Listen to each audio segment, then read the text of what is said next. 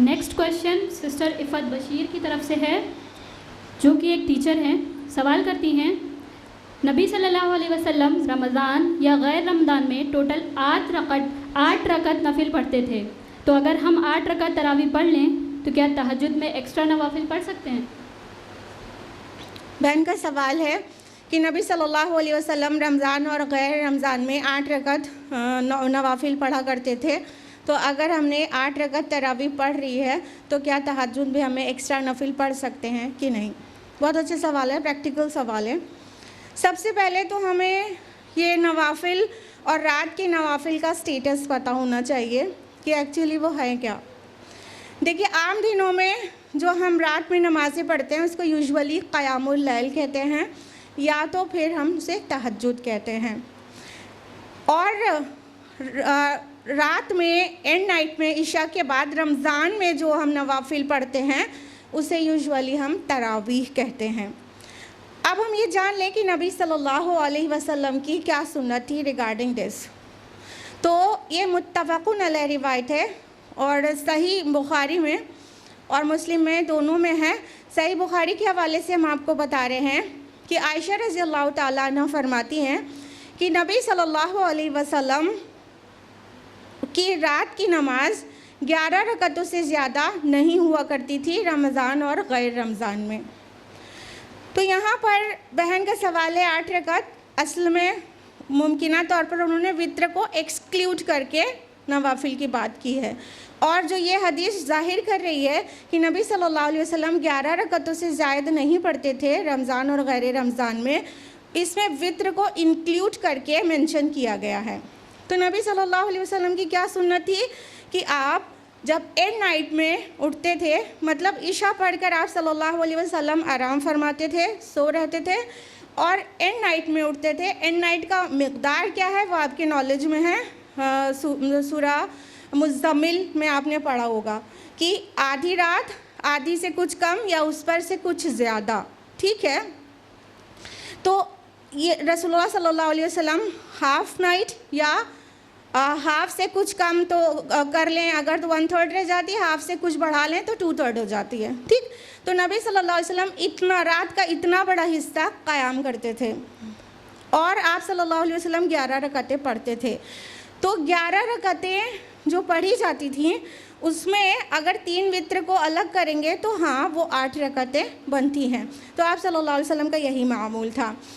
अब आम मुसलमानों के अमल में ये है कि वो तरावी को समझते हैं कि इशा के बाद जो नवाफिल पढ़ी जाती है बस वही तरावी है, और फिर तहज्जुद का जो उनका रेगुलर का कॉन्सेप्ट है कि फिर वो तो सो कर उठने के बाद जो पढ़ी जाती है वो तहज्जुद है। नहीं, वो दोनों सब के सब क़यामुल लैल है। लेकिन अगर आपने एंड नाइट में पढ़ने के बजाय तरावी को इशा के जस्ट बाद पढ़ लिया है, ध्यान रहे नबी सल्लल्लाहु अलैहि वसल्लम की सुन्नत तरावी पढ़ने की भी एंड नाइट में थी। ये हमारे प्रैक्टिस से बाहर है ज़्यादातर लोगों के। हम तो अल्हम्दुलिल्लाह एंड नाइट में ही पढ़ते हैं, सो कर उठ जाते हैं तब पढ़ते हैं तरावी। लेकिन चूँकि जमात में पढ़ने के आसानी के लिए उसको ईशा से एसोसिएट कर दिया गया है, जस्ट आफ्टर ईशा तरावी पढ़ा दी जाती है, इसमें कोई कबाहत नहीं है, वक्त शुरू हो जाता है। तो ईशा के बाद से लेकर सुबह सादिक तक कभी भी पढ़ा जा सकता है, लेकिन बेहतर टाइम जो है, जो रसूलुल्लाह की सुन्नत है सल्लल्लाहु अलैहि वसल्लम, वो एक बार सो रहने और फिर उठकर पढ़ने की है। तो अगर किसी ने सोने से पहले तरावी पढ़ ली थी और फिर सो रहा और उठने के बाद यानी सुहूर के लिए उठने पर तहज्जुद भी उसकी प्रैक्टिस में थी, तो वो और नवाफिल पढ़ सकते हैं कि नहीं? हाँ, पढ़ सकते हैं। इवन अगर वित्र पढ़ भी लिया है तो भी पढ़ सकते हैं। वैसे तो वित्र को लास्ट नमाज पढ़नी चाहिए, लेकिन वित्र भी पढ़ चुके हैं, यानी 11 रकत पढ़ के सोए थे, लेकिन हम रात में भी कुछ रकतें पढ़ना चाहते हैं तो पढ़ सकते हैं। क्यों? इसकी दलील ये है कि उलमा के नज़दीक जो नवाफिल है उसकी कोई लिमिट नहीं है। नवाफिल ततव्वा इंसान के ऊपर होता है कि कितना भी वो कर सकता है, ठीक है। फमन ततव्वा खैरन फहुवा खैरुल्लाह, सूरा बकरा सूरा नंबर 2 आयत नंबर 184, कि जो अपने से ततव्वा बढ़ा कर नेकी करना चाहे वो उसके ऊपर है। तो अगर सोने से पहले कुछ रकातें पढ़ी जा चुकी थी, पूरी 11 भी इवन, या तो 8 पढ़ी गई थी, तो एंड नाइट में 3 पढ़ लें 11 हो जाएगी, या 11 पूरी पढ़ के सो गए थे तो वापस तहज्जुद के हिसाब में आप फिर से कुछ नवाफिल पढ़ना चाहते हैं तो it is allowed, it is permissible. ज़्यादातर स्कॉलर्स यही कहते हैं कि वो उसके अलावा और रकतें भी पढ़ सकते हैं, यानी नवाफिल की तादाद कोई लिमिट नहीं करना है, इसलिए उसको भी उसके बाद दोबारा उठकर भी पढ़ सकते हैं।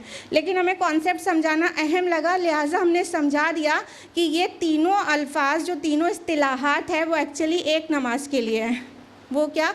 क़यामुल लैल, तहज्जुद और तरावीह, ये तीनों इस्तिलाहात रात की नमाज़ों के लिए ही है, जो कि नबी सल्लल्लाहु अलैहि वसल्लम की सुन्नत को जानकर जाने की वो क्या थी, तो वो 11 रकतें थीं रात की नमाज। उम्मीद है जवाब आपको मिल गया होगा। जज़ाकिल्लाह खैर मैम, वाकई ये बहुत ही प्रैक्टिकल सवाल था। देखा कितना फ़ायदा होता है सवाल करने का, और ये सवाल हम में से अक्सर के जहन में रहा होगा ना, सवाल किसी एक ने किया और जवाब हर किसी को मिल गया।